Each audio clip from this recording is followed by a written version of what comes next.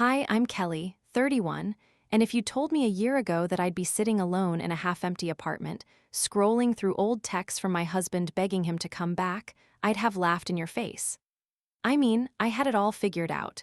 Great job, cute house in the suburbs, and a guy who checked all the right boxes. His name was Nate, and he was everything my exes weren't. Stable, kind, dependable. After years of dating losers who'd ghost me after 3 dates or blow their rent money on dumb stuff like custom sneakers, Nate was a breath of fresh air. But here's the thing, I ruined it. I thought I could fix him, push him to be the man I wanted him to be. Turns out, I pushed too hard, and now he's gone. Let's rewind. I met Nate 3 years ago at a friend's barbecue. I was 28, working as a marketing coordinator, still living that city life with roommates because rent was insane. Nate was 30, an accountant with this quiet confidence, not loud or flashy, just solid. He wasn't the type to dominate the room like my ex, Jake, who'd tell wild stories and have everyone hanging on his every word. No, Nate was the guy who'd listen, nod, and then drop some random fact about tax codes that make you go, huh, that's actually kinda cool. He wasn't ripped or anything, just average build, brown hair, hazel eyes, always in these neat button-ups. I remember him offering to grab me a drink from the cooler, and when I said, "Surprise me," he came back with a craft beer he'd brought himself, saying, "I figured you'd like something with a little character." It was sweet, thoughtful. Totally not my usual type, but I was tired of the chaos. We started dating, and it was easy. Nate didn't play games. If he said he'd call at 7, my phone rang at 6:58. He'd plan dates, real dates, like dinner at this cozy Thai place downtown or hikes on the weekends. After 6 months, he asked me to move in with him. He just bought this little fixer-upper house in a quiet neighborhood, white picket fence vibes, you know? I said yes, and it felt like I was finally growing up. My friends were all, "Kelly, you snagged a good one." Even my mom, who'd hated every guy I'd ever brought home, called him a keeper. And for a while, I believed it too. The first year was great. We'd cook together well, I'd chop veggies while he handled the actual cooking because I'm hopeless with a stove. He'd surprise me with little things, like fixing the leaky faucet I'd complained about or leaving my favorite coffee creamer in the fridge without me asking. At work, I got promoted to marketing manager, and Nate was my biggest cheerleader. He'd stay up late helping me prep presentations, even though he had his own deadlines. I'd tease him, "You're too nice, you know that." And he'd just smile and say, "Only for you."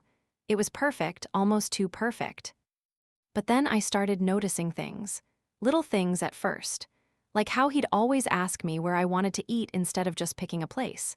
Or how he'd spend forever researching the best deal on a new TV instead of just buying one like a normal person. At parties, he'd hang back, sipping his beer, letting other people, usually louder guys, take the spotlight. My ex, Jake, was the opposite.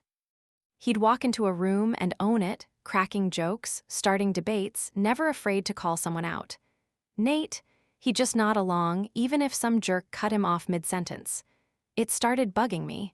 I mean, I'd chosen him because he wasn't a mess like my exes, but now that stability felt boring.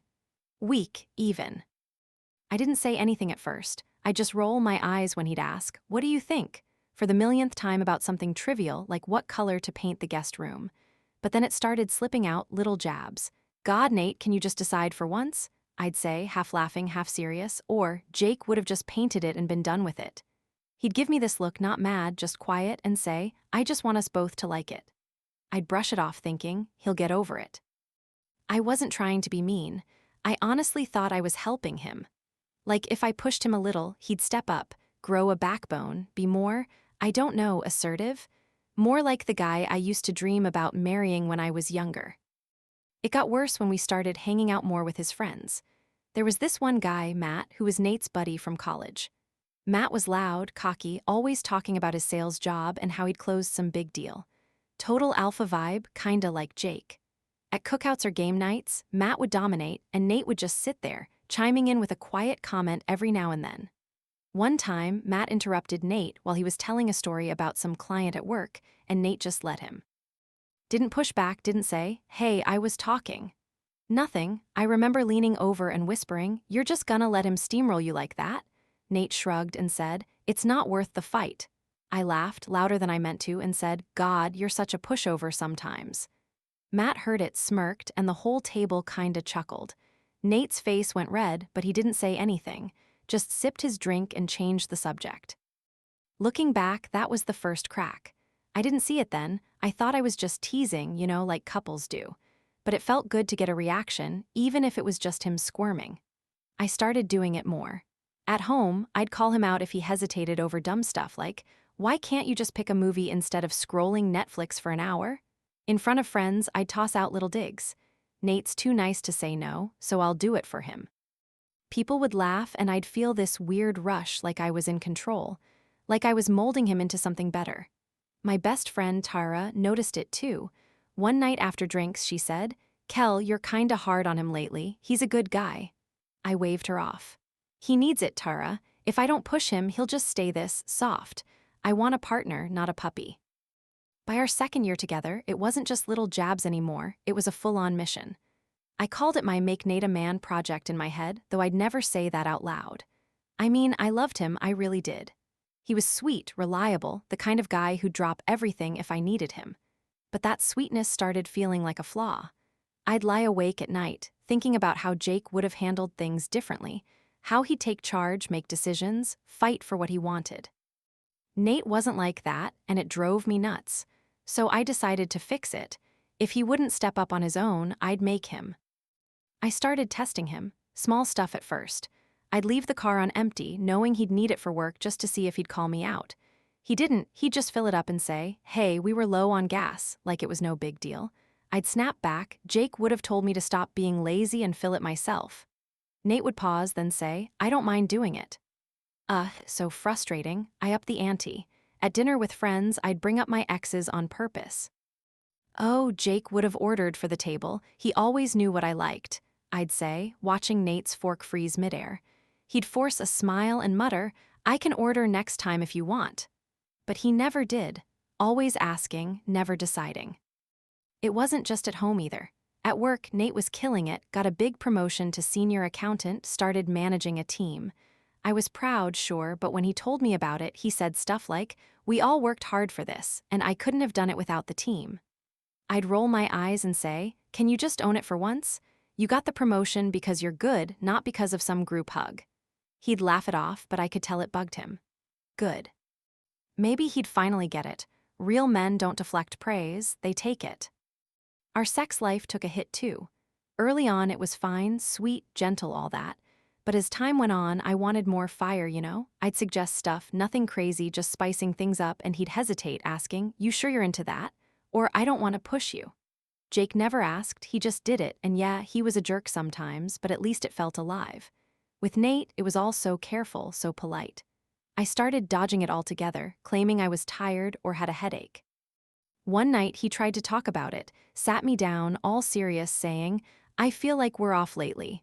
What's going on? I snapped. Maybe if you took charge for once, I wouldn't be off. He looked hurt but just nodded and said, I'll try. Try, that's all he ever did. The real turning point came about 6 months ago. Nate's sister Jen threw a big party for her 30th birthday. It was this fancy backyard thing, string lights, catered food, the works. Matt was there, of course, plus a bunch of Nate's old college buddies. I saw my chance. These were his people. If I could get him to shine here, maybe he'd finally grow some guts. All week, I prepped him. Matt's gonna try to hog the spotlight again. You should tell that story about your big client win, I'd say. Or, don't let them talk over you this time, Nate. Stand up for yourself. He'd nod, but I could tell he wasn't into it. I don't need to prove anything, Kel, he said once.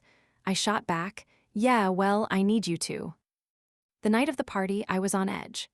I'd had a couple glasses of rosé by the time we got there, and Nate was his usual chill self, hugging Jen, chatting with people, blending in. Matt, meanwhile, was holding court by the fire pit, telling some loud story about a sales trip to Vegas. Nate was nearby, listening, smiling, not saying much. I couldn't take it. I walked over, slid my arm around Nate's waist, and said, Hey, babe, why don't you tell them about that huge account you landed? You know, the one where you saved the day? Matt smirked and said, Yeah, Nate, let's hear it. Nate shrugged, all casual, and said, Oh, it was just a team thing, nothing crazy. I laughed too loud and said, God, Nate, stop being so humble, it's pathetic. The group went quiet. Matt raised an eyebrow, someone coughed. Nate's smile faded, but he didn't bite back. Just said, guess I'm not great at bragging, and sipped his beer. I didn't stop there. Later, when Jen asked everyone to grab food, Nate offered to help carry stuff inside. Matt jumped in, saying, nah, man, let the ladies handle it, relax. Nate hesitated, then said, I don't mind helping. I saw red. I turned to Matt and said, see, this is why he never gets anywhere, he's too busy playing nice. Jen shot me a look like, what the hell? Nate froze, then quietly went inside anyway. When he came back, I could tell he was off, quieter than usual, avoiding my eyes. Tara pulled me aside later and said, Kelly, what's with you tonight? You're humiliating him. I brushed it off. He needs to toughen up. I'm doing him a favor. That party was a wake-up call, but not for me, for Nate. After that night, he started pulling away. Not big, obvious stuff, just little things. He'd spend more time in his home office, working late. When I'd try to pick a fight, he'd just say, okay, Kel, and walk away. It pissed me off even more. I wanted a reaction, anger, passion, something, so I doubled down. If he wouldn't fight back, I'd push harder until he had to. A month later, Matt threw a 4th of July cookout at his place. Perfect timing. I'd been stewing over how Nate had let that birthday party slide. I spent the whole week before hyping him up, saying stuff like, don't let Matt run the show again, show them you've got some balls. He'd sigh and say, it's just a barbecue, not a cage match. But I wasn't having it.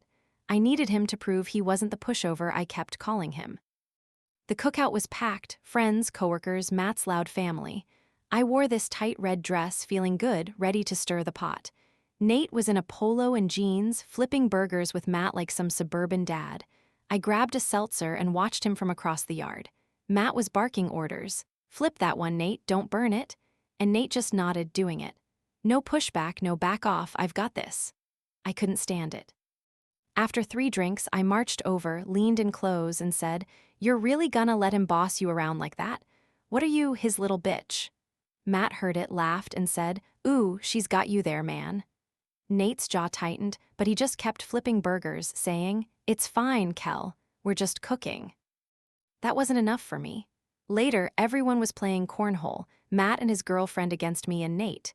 Matt was trash-talking, as usual. Nate, you throw like my grandma. I saw my shot. When Nate missed a toss, I laughed and said, come on, babe, don't be such a beta, put some muscle into it. The whole yard went quiet. Matt snorted, someone muttered, damn. Nate turned to me, his face blank, and said, can you lay off for once? His voice was low, calm, but there was an edge I hadn't heard before. I smirked, feeling the buzz of the seltzer and the attention. Oh, look, he speaks. Maybe there's hope for you yet. The game went on, but the vibe was off. People kept glancing at us, whispering. Nate didn't say much after that, just played his turns and grabbed another beer. I thought I'd won, finally cracked that shell. But then came the real blow-up. Matt's cousin Dave started a dumb debate about some football team, and Nate chimed in with stats, classic Nate, all facts and no flair. Dave cut him off, saying, bro, no one cares about your nerd shit. Before Nate could respond, I jumped in, laughing, yeah, Nate, stick to accounting, leave the real talk to the big boys. The group erupted, Matt slapped Dave's back, everyone howling. I grinned, waiting for Nate to shrink like always. He didn't. He put his beer down, looked at me and said, you done? It wasn't loud, but it cut through the noise like a knife. Everyone froze. I blinked, caught off guard, and said, what? It's a joke, don't be so sensitive. He stepped closer, eyes locked on mine, and said, no, Kelly, you're not joking. You've been tearing me down for months, and I'm done taking it. My stomach dropped, but I doubled down, voice rising. Oh, please, you're proving my point right now, whining instead of standing up for yourself. That's when he snapped, not yelling, not raging, just cold. Standing up for myself? I've been doing that by not turning into the asshole you clearly want me to be. You think humiliating me makes me stronger? It doesn't, it makes you a bully. He turned to the group, Matt, Dave, everyone starring, and said, sorry, guys, I'm out. Then he walked to the car. I stood there, heart pounding, as Matt whistled and said, well, shit, that got real. I yelled after him, Nate, get back here, you're embarrassing me. He didn't even look back, just got in and drove off. I had to Uber home that night, fuming the whole way. How dare he leave me stranded? When I got to the house, his office light was on. I stormed in, ready to rip him apart. He was packing a duffel bag, clothes, laptop, toothbrush. "What the hell are you doing?" I demanded. He didn't look up, just kept folding a shirt. "I'm staying at Matt for a while. I need space." I laughed, bitter and loud. "Space? Because I called you out. Grow up, Nate." He zipped the bag, finally meeting my eyes. "No, Kelly. Because you've been trying to turn me into someone I'm not. I'm not Jake. I'm not Matt. I'm me, and you hate it." I tried everything, yelling, crying, begging. "I was pushing you to be better. You're too soft, Nate. I can't live with that." He shook his head. "You don't want better, you want control, and I'm done being your punching bag." He grabbed his keys and left. The door clicked shut, and I stood there, shaking, thinking he'd come crawling back by morning. He didn't. The next week was a blur. I texted him, angry rants, apologies, memes about couples fighting. Nothing. Tara called saying, "Kel, he's serious this time. Matt says he's wrecked but done." I scoffed. "He'll get over it, he always does." But then the divorce papers came. Grounds, irreconcilable differences. He'd listed every time I'd humiliated him, dates, quotes, witnesses. That cookout was the final straw, but he'd been documenting it all. I called him, sobbing, "You're throwing us away over this." His voice was flat. "You threw us away a long time ago." 3 months later, it's final. Nate's thriving, new promotion, new apartment downtown. I hear he's dating someone quiet, sweet, the opposite of me. I'm stuck in this house we built, alone, scrolling his old Instagram posts from when he still looked at me like I hung the moon. Friends stopped calling. Turns out no one likes the girl who tears down a good guy. My mom even said, "You had gold, Kelly, and you treated it like trash." I still tell myself I was right. He was too soft, too weak. But late at night, when I'm staring at the ceiling, I hear his words, "You're a bully." And I wonder if maybe I didn't just lose him. I lost me too, trying to make him someone he never wanted to be.